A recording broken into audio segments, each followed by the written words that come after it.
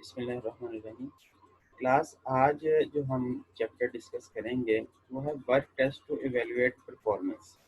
इससे पहला जो हमने इस सेमेस्टर में फर्स्ट चैप्टर पढ़ा था वो था work test to evaluate cardiopulmonary fitness या कार्डियोपल्मोनरी परफॉर्मेंस का हमने उसका टाइटल पढ़ा था।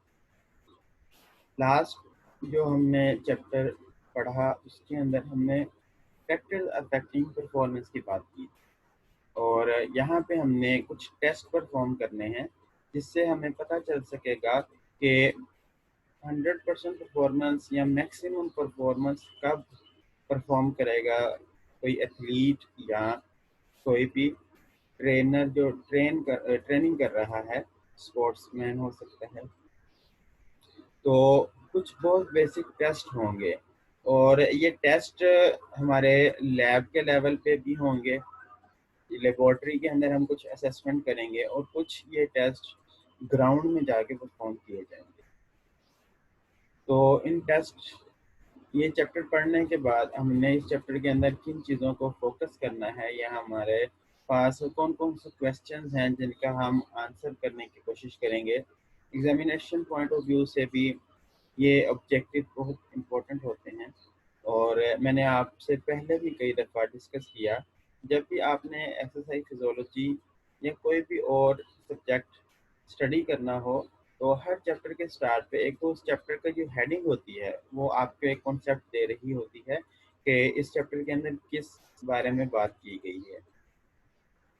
इसके अलावा चैप्टर के स्टार्ट में कुछ ऑब्जेक्टिव्स दिए गए होते हैं और उन ऑब्जेक्टिव्स के अंदर पूरे चैप्टर की समरी बता दी गई होती है कि हमने जब चैप्टर्स को पूरे सारे टॉपिक्स डिस्कस करेंगे तो ये हमारे ऑब्जेक्टिव्स होंगे जो हम इस चैप्टर में अचीव करेंगे। तो यहाँ पे अगर आप देखें कि हमने कुछ फैक्टर्स डिस्कस करने हैं जो कि डिटरमिन करेंगे इफेक्टिवनेस को। अब इफेक्टिवनेस से मुराद क्या होता है कि कोई टेस्ट जो हमने परफॉर्म करना है वो कितना इफेक्टिव है, वो फिजियोलॉजिकल टेस्ट, और उससे हमने जो एथलीट की परफॉर्मेंस मिलेगी, हमें आइडिया होगा तो वो टेस्ट कितना इफेक्टिव है, तो उस टेस्ट की इफेक्टिवनेस हमें पता चलेगी। इसके अलावा एक टर्म है हमारे पास स्पेसिफिसिटी ऑफ VO2 मैक्स। ये टर्म आपको डेफिनेशन हमें यहाँ पे पता चलेगी और इसके अलावा हमने डिफरेंस एक्सप्लेन करना है VO2 मैक्स में और VO2 पीक में। तो ये एक शॉर्ट क्वेश्चन भी आपको आ सकता है कि what's the difference between VO2 max and VO2 peak. इससे पहले हमने एक्सरसाइज फिजियोलॉजी में जितनी भी बातें डिस्कस की हैं वो है VO2 मैक्स के बारे में, क्योंकि मैक्सिमम ऑक्सीजन अपटेक या ऑक्सीजन इनटेक हम जब करते हैं और उससे हमारी परफॉर्मेंस कितनी इम्प्रूव होती है। यहाँ पे ये एक नई टर्म होगी तो इसको भी आप लोगों ने माइंड में रखना है। इसके अलावा कुछ फिजियोलॉजिकल रैशनेल हैं जिससे हमने असेसमेंट करने के अंदर हमें हेल्प करेंगे और वो असेसमेंट किस चीज़ की होगी, लैक्टेट थ्रेशोल्ड की होगी। और ये अभी लास्ट चैप्टर के अंदर हमने डिस्कस किया था कि कुछ फैक्टर्स हैं जो कि परफॉर्मेंस को कंट्रोल करते हैं और उनमें लैक्टेट एक कंपोनेंट था। यहाँ पे लैक्टेट थ्रेशोल्ड वो एंड्योरेंस एथलीट्स के अंदर किस तरह पर अपना रोल प्ले कर रहे हैं और लैक्टेट थ्रेशोल्ड को किस तरह से हमने मेजर करना है। इसके अलावा हमारे पास कुछ मेथड्स होंगे जो एनएरोबिक पार को असेस करेंगे और लास्ट पे हमें कुछ टेक्निक से बारे में पता चलेगा जिससे हमें स्ट्रेंथ वैल्यूएशन करना होगी। तो ये बहुत बेसिक से ऑब्जेक्टिव्स हैं जो ये 6 पॉइंट्स हैं और आपके जो क्वेश्चंस होंगे एग्जामिनेशन पॉइंट ऑफ व्यू से वो इन्हीं 6 पॉइंट्स से रिलेटेड होंगे। तो कोशिश करिएगा कॉन्सेप्ट साथ साथ आप पिक करते जाएं, जहाँ पे कोई प्रॉब्लम हो तो आप पूछ लीजिएगा। आउटलाइन हर चैप्टर के स्टार्ट पे दी गई होती है और इसके अंदर हमें जितने टॉपिक्स हैं इस चैप्टर में उन टॉपिक्स के बारे में बताया गया होता है। तो आज ये चैप्टर थोड़ा सा लेंथी है तो हम ये चैप्टर आज कंप्लीट नहीं करेंगे। हाफ ये चैप्टर हमारा आज होगा और हाफ हम नेक्स्ट लेक्चर में करेंगे। इसमें जनरल आइडिया लेते चले जाएं और फिर हम आगे मूव करेंगे कि लैब के अंदर हमने फिजिकल परफॉर्मेंस की असेसमेंट कैसे करनी है, और gain athlete gain by physiological testing से क्या मुराद है। उसके बाद फिजियोलॉजिकल टेस्टिंग किस चीज़ के अंदर हेल्प नहीं करती, कंपोनेंट्स क्या हैं।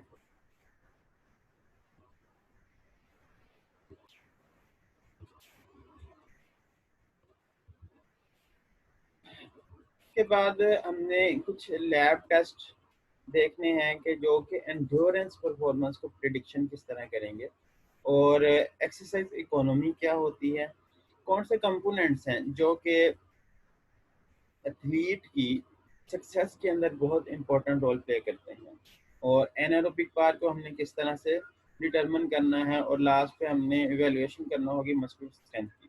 तो जो ऑब्जेक्टिव्स के अंदर हमने बातें देखी हैं, यहाँ पे उन्हीं बातों को थोड़ा सा और इलेबोरेट किया गया है। इस चैप्टर के अंदर कुछ टर्म्स होंगी जो कि हमें एमसीक्यूज और एग्जामिनेशन पॉइंट ऑफ व्यू से भी पता होनी चाहिए, और इसके साथ साथ प्रैक्टिकल पॉइंट ऑफ व्यू से भी पता होनी चाहिए कि क्रिटिकल पार क्या होती है, डायनेमोमीटर किसे कहते हैं, आइसोकाइनेटिक एक्सरसाइजेस कौन सी होती हैं।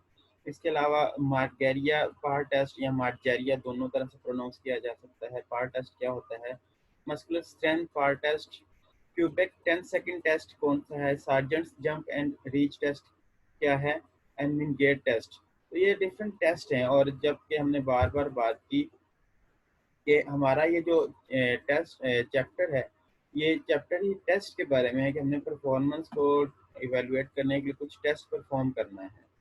तो हम इनके बारे में यहाँ पे देखेंगे। सबसे पहले हम बात करेंगे फिजियोलॉजिकल टेस्टिंग की।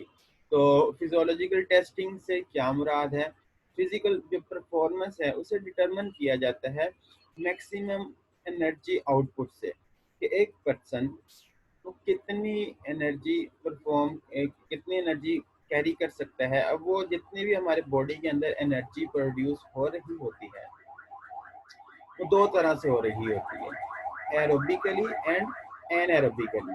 तो एरोबिक हमारी पार्ट जितनी ज़्यादा होगी परफॉर्मेंस उतनी ज़्यादा होगी, लेकिन एक लेवल आता है कि जब एरोबिक परफॉर्मेंस हमारी कम हो जाती है, या एरोबिक एनर्जी जो हम प्रोडक्शन कर रहे हैं बॉडी से वो कम हो जाती है, तो उसके बाद फिर बॉडी ऑटोमेटिकली एनारोबिक सिस्टम को एक्टिव कर देती है। लेकिन ये दोनों कंपोनेंट्स एरोबिक और एनारोबिक ये दोनों रोल प्ले कर रहे हैं मैक्सिमम एनर्जी आउटपुट में, और इससे फिजिकल परफॉर्मेंस डिटरमिन होती है। इसके अलावा मसल स्ट्रेंथ जितनी ज़्यादा होगी फिजिकल परफॉर्मेंस उतनी ज़्यादा होगी। Coordination and economy of movement जितनी अच्छी होगी, जितनी बेहतर होगी, परफॉर्मेंस उतनी ज़्यादा होगी। बच्चों इस बात को समझिएगा, कोऑर्डिनेशन यहाँ पे हमने एक तो बायोमैकेनिक्स के अंदर जो बातें पढ़ी हैं कि हमारे जितने भी सिस्टम्स हैं, मस्कुलोस्केलेटल सिस्टम्स, अपर लिम्ब और लोअर लिम्ब, वो किसी भी परफॉर्मेंस में, किसी भी एक्टिविटी में एक कोऑर्डिनेशन के साथ रोल प्ले कर रहे होते हैं, कोऑर्डिनेशन में मूव कर रहे होते हैं।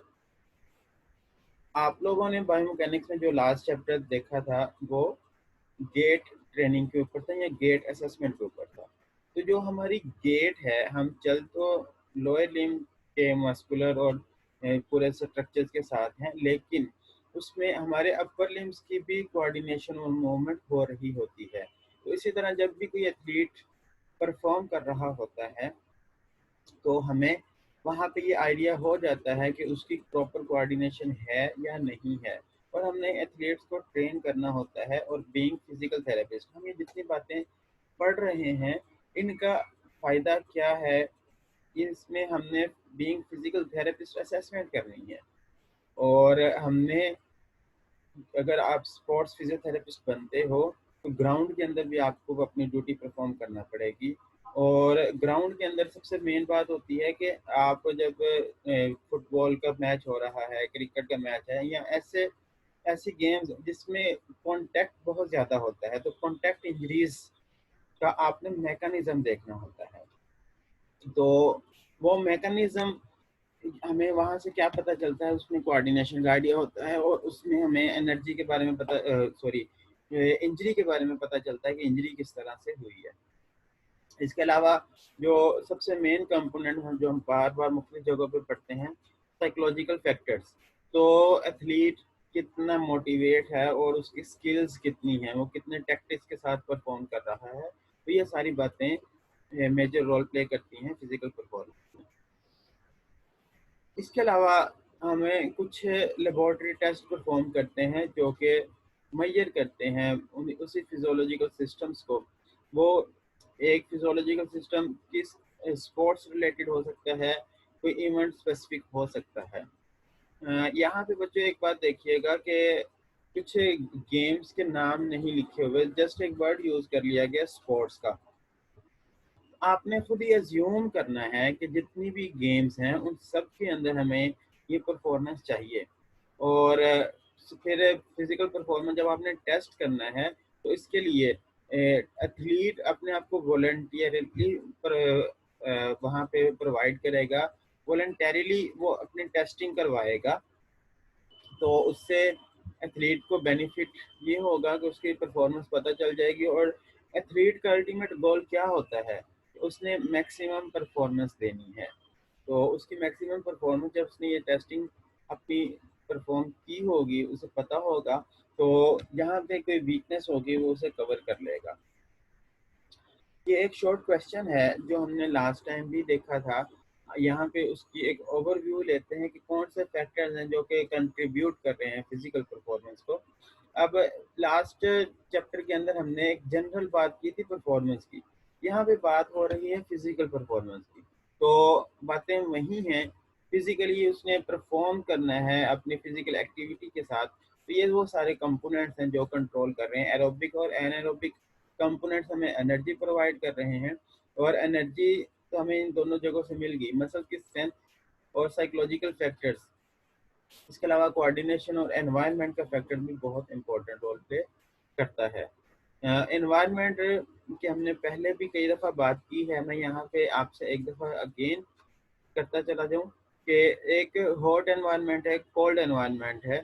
इसके अलावा जब स्पोर्ट्स रिलेटेड हम कोई भी बात करते हैं तो वहाँ पे हमारे पास off season and on season होते हैं। और मोस्टली ये जो एथलीट्स हैं वो साल के अंदर उनके 2 सीजन होते हैं ऑन सीजन, जिसमें उनके मॉडरेट एनवायरनमेंट होता है। और हार्श एनवायरनमेंट पे कभी भी एथलीट बेस्ट परफॉर्म नहीं कर सकता। तो मॉडरेट एनवायरनमेंट में उसकी परफॉर्मेंस मैक्सिमम होती है। तो एनवायरनमेंट का रोल हमें पता होना चाहिए। एथलीट गेन्स जब हमने ये देखना है कि एक फिजियोलॉजिकल टेस्टिंग आपने कर ली, तो उससे एथलीट को क्या फ़ायदा होगा। एथलीट ये सारे टेस्ट क्यों परफॉर्म करवाए अपने, क्योंकि वो अपेरेंटली। और हमारे यहाँ बच्चों एक बात याद रखिएगा, एक बच्चा वो गली मोहल्ले में क्रिकेट खेल रहा है, वो भी एथलीट ही होगा। ले और एक पर्सन है जो कि इंटरनेशनल लेवल पे क्रिकेट खेल रहा है, वो भी एथलीट है। अब हैं तो दोनों एथलीट, लेकिन दोनों की परफॉर्मेंस में ज़मीन आसमान का फ़र्क है। एक की परफॉर्मेंस बेस्ट है मैक्सिमम और वो इंटरनेशनल लेवल पे खेल रहा है, और एक लोकल क्लब में खेल रहा है। और अगर उसे अपनी स्ट्रेंथ पता होगी, अपनी स्किल्स पता होंगी, और ये टेस्टिंग के प्रोसीजर से वो गुजरेगा, तो उससे बहुत ज़्यादा बेनिफिट्स होंगे। और आपके क्लास में भी कुछ लोगों को मैं जानता हूँ जो कि रेगुलर कुछ क्लब्स के साथ खेलते हैं। तो अगर वो इन स्किल्स को माइंड में रखते हुए खेलेंगे, या अपनी स्ट्रेंथ और वीकनेस के बारे में उनको पता होगा, तो उनकी परफॉर्मेंस और बेहतर होती चली जाएगी। और जो क्रिकेट खेलते हैं या कोई भी स्पोर्ट्स खेलते हैं और वो उस स्पोर्ट्स को अपना प्रोफेशन बनाना चाहते हैं, तो उसके लिए भी उनको स्ट्रेंथ और वीकनेसेस के बारे में पता होना चाहिए। और इससे ये जब टेस्टिंग करेंगे तो उससे इनको आइडिया हो जाएगा। उसके बाद यहाँ पे उन्हें अपने ट्रेनिंग प्रोग्राम की इफेक्टिवनेस के पता चलता है कि जो वो ट्रेनिंग कर रहे हैं वो कितनी इफेक्टिव है, और उसका फीडबैक उन्हें मिलता है। और उन्हें एजुकेट किया जाता है। बच्चों याद रखिएगा, हम अब आप लोग ये एक ऐसा सब्जेक्ट का ऐसा पोर्शन है जो कि प्रैक्टिकल पोर्शन है। हमने इन बातों को क्लिनिकल स्किल्स पे अपने, ज़रूरी नहीं कि सारे स्पोर्ट्स फिजियोथेरेपिस्ट बनोगे, आप अपना किसी भी क्लिनिकल सेटअप में जब अपना फिजियोथेरेपी स्टार्ट करेंगे, ओपीडी स्टार्ट करेंगे, तो वहाँ पे भी आपके पास एथलीट आएगा। वो अपने आप को आके प्रॉब्लम बताएगा कि उसे उसने गेम की। और एथलीट्स वो भी लोग हैं जो जिम स्टार्ट किया और ज़्यादा वेट इनिशियली उन्होंने कैरी कर लिया, उससे मसल पुल हो गया। एथलीट वो भी लोग होते हैं जो कि हफ्ते में वीकेंड पे एक उन्होंने मैच रख लिया दोस्तों के साथ, तो वो क्रिकेट खेली और उसके बाद पेन स्टार्ट हो गई। तो कोई भी स्पोर्ट्स रिलेटेड एक्टिविटी जो बंदा परफॉर्म करेगा उसे हम स्पोर्ट्स प्लेयर या एथलीट का नाम देंगे। तो उसको एजुकेट करना बहुत ज़रूरी होगा। और हमारे पास जितने पेशेंट्स आते हैं, पेशेंट्स की भी एजुकेशन बहुत ज़रूरी होती है। जनरल फिजिशियन में और फिजियोथेरेपिस्ट में सबसे मेजर डिफरेंस यही है कि हमारा जो पेशेंट के साथ कांटेक्ट टाइम है वो बहुत ज़्यादा है। फिजिशियन के पास पेशेंट जाता है तो वो 5-10 मिनट में उनको हिस्ट्री ली, कंप्लेंट पूछी और प्रेस्क्रिप्शन दे दी। लेकिन फिजियोथेरेपिस्ट के पास जब भी पेशेंट आता है तो हमने ज़्यादा नहीं तो 45 मिनट 1 घंटे का सेशन करना होता है पेशेंट का, अगर आपने प्रॉपर फिजियोथेरेपी करनी है। तो उसमें फिर सबसे मेन रोल होता है एजुकेशन का। तो एजुकेशन बहुत इम्पोर्टेंट रोल प्ले करती है। आप एजुकेट करते हैं, लोगों को बताते हैं, और उनका जहाँ पे भी प्रॉब्लम होगा जब उनको एजुकेट कर दिया जाएगा तो उनका प्रॉब्लम 50% वहीं से कम हो जाता है, रिड्यूस हो जाता है। अब फिजियोलॉजिकल टेस्टिंग के बेनिफिट्स हमने देख लिए। फिजियोलॉजिकल टेस्टिंग क्या काम नहीं कर सकती, यानी कि इसके कुछ लिमिटेशंस हैं। वो लिमिटेशंस क्या हैं? पहली लिमिटेशन कि हमने अगर एक एथलीट है उसने रनिंग करनी है तो वो रनिंग ग्राउंड में करेगा, या उसने क्रिकेट खेलनी है वो ग्राउंड में करेगा। लेकिन हम लैब में या अपने जिम में उस स्पोर्ट्स को स्टिमुलेट नहीं कर सकते, स्टार्ट नहीं करवा सकते। तो ये एक लिमिटेशन है। इसके अलावा एक सिंगल टेस्ट से हम ये पूरा जो परफॉर्मेंस होती है उसको मैयर नहीं कर सकते। ये परफॉर्मेंस बेस्ट हमें कहाँ से पता चलेगी? जब हम उस एथलीट को ट्रेन करने के बाद ग्राउंड में वापस भेजेंगे, तो वो अल्टीमेट हमारा टेस्ट होगा। आप लोग अगर क्रिकेट देखते हैं तो वहाँ पे आप यहाँ क्रिकेट की न्यूज़ देखते हो तो उससे आइडिया होता है कि एक प्लेयर है वो अनफिट, उसे डिक्लेयर कर देते हैं और उसको टाइम दिया जाता है कि जी आपने इतने टाइम पीरियड के बाद दोबारा से ग्राउंड में आ जाना है।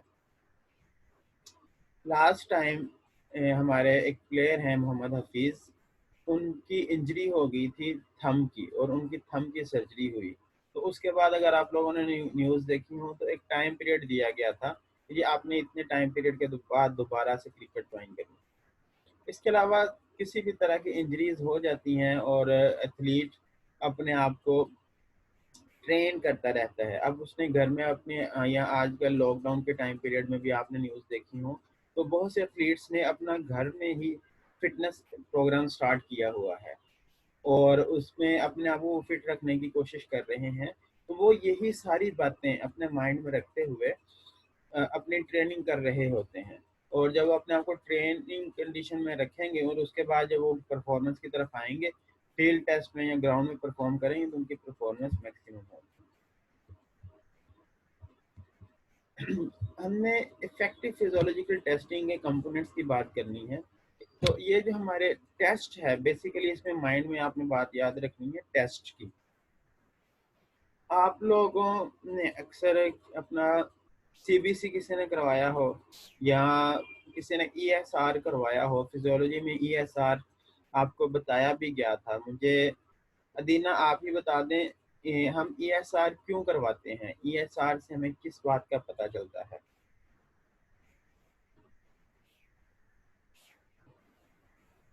नादिया आप बताइए, ईएसआर से हमें क्या बात पता चलती है?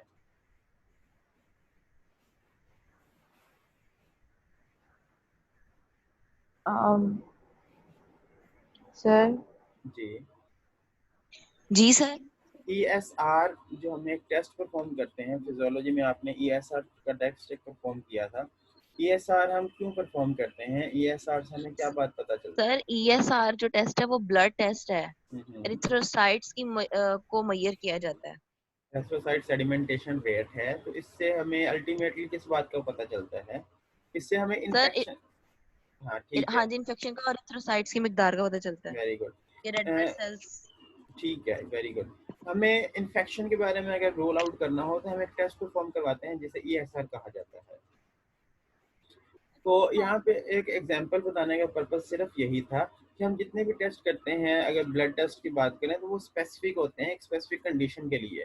तो इसी तरह हम जब फिजियोलॉजी के टेस्ट करेंगे तो ये टेस्ट भी स्पेसिफिक होनी चाहिए, और ये स्पेसिफिक किस अकॉर्डिंग होने चाहिए? स्पोर्ट स्पेसिफिक होने चाहिए।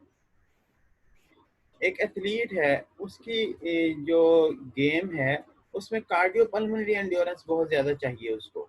जिस तरह हमने लास्ट में बात की थी, लॉन्ग डिस्टेंस रनर्स जो हैं उनके अंदर कार्डियोपल्मोनरी एंड्योरेंस जितनी ज़्यादा होगी उतनी परफॉर्मेंस उनकी बेस्ट होगी। इसी तरह एथलीट्स जो रनर है उसके लोअर लिम्ब के मसल्स की ज़्यादा फंक्शनिंग होती है, ज़्यादा वर्किंग होती है। तो हम जब टेस्ट करेंगे तो उस टेस्ट पे भी वो स्पोर्ट स्पेसिफिक होना चाहिए। अभी मैं आपको एक एग्जांपल आएगी पैराप्लीजिक की, तो तब तक आप लोग भी सोचिए कि व्हाट इज़ पैराप्लीजिक, और उसके बाद मैं आपसे पूछता हूँ। तो ये टेस्ट हमारे स्पोर्ट स्पेसिफिक होने चाहिए, और इन टेस्ट को रेगुलर इंटरवल पे परफॉर्म करना चाहिए, रिपीट करना चाहिए। और अगेन मैं बात वही रिपीट करता हूँ, फिटनेस टेस्ट हमारे जितने भी एथलीट्स होते हैं उन सब के एक स्पेसिफिक टाइम पीरियड के बाद उनको फिजिकली टेस्ट किया जाता है कि वो ग्राउंड में परफॉर्म करने के काबिल हैं या नहीं है। और यहाँ पे जो एथलीट जिसमें रेगुलर टाइम पीरियड पे हम टेस्टिंग कर रहे होते हैं, बच्चों माइंड में याद रखिएगा, ये टेस्टिंग हमेशा जो इंटरनेशनल लेवल की या जो एलीट क्लास एथलीट्स हैं उनकी रेगुलर इंटरवल पे ये टेस्टिंग की जाती है।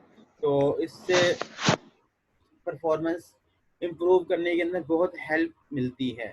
और इन सारे टेस्ट के बारे में और इनके रिजल्ट्स के बारे में कोच को और एथलीट को पता होना चाहिए। और आपने, अगर आप फिजिकल थेरेपिस्ट हैं तो आप कोच को भी गाइड करेंगे, एथलीट को भी गाइड करेंगे इन सारे टेस्ट के रिजल्ट्स में के बारे में। हमने यहाँ तक पिछले 9 स्लाइड्स के अंदर जितनी बातें देखी हैं वो हमारा फिजिकल परफॉर्मेंस क्या है, कौन से कंपोनेंट्स हैं, और उसमें जो हमारे पास फायदे होते हैं वो सारी बातें यहाँ पे समराइज की गई हैं। इसको एक दफ़ा ओवरव्यू कर लीजिए, फिर हम नेक्स्ट टॉपिक की तरफ मूव करते हैं। हमारा पहला टेस्ट बच्चों हमने जो अब तक किया वो फिजियोलॉजिकल टेस्टिंग था। अब हमने डायरेक्ट टेस्टिंग करनी है मैक्सिमम एरोबिक पावर की। कि एक पर्सन वो मैक्सिमम इनहेल किया उसने और ऑक्सीजन अपटेक की, तो उसकी परफॉर्मेंस कितनी होगी और उसकी एरोबिक पावर कितनी होगी, इसको हमने टेस्ट करना है। तो उसके टेस्ट करने में हमारे पास कौन कौन से कंपोनेंट्स हैं, कौन कौन से टूल्स हैं, वो हम यहाँ पे देखेंगे। जो हमारी मीटिंग एंड होने वाली है, तो जैसे ही ये एंड हो उसे फ़ौरन से रिज्वाइन कर लीजिएगा। VO2 मैक्स वो बेस्ट टेस्ट उसे समझा जाता है एंड्योरेंस इवेंट्स को टेस्ट करने के लिए। ये MCQs है, याद रखिएगा। इसके अलावा कुछ और फैक्टर्स भी हैं जिनको हम कंसीडर करते हैं। और हमारे पास एक्यूरेट मीन्स मेजरमेंट करने का वो ओपन सर्किट स्पायरोमीट्री है। और स्पेसिफिसिटी ऑफ टेस्टिंग, तो ये जो हमने लास्ट पे बात की थी, ये स्पोर्ट्स रिलेटेड एथलीट्स रिलेटेड ये सारे टेस्ट स्पेसिफिक होने चाहिए। अगर रनर्स को आपने टेस्ट करना है तो उसके लिए हम ट्रेडमिल यूज करते हैं।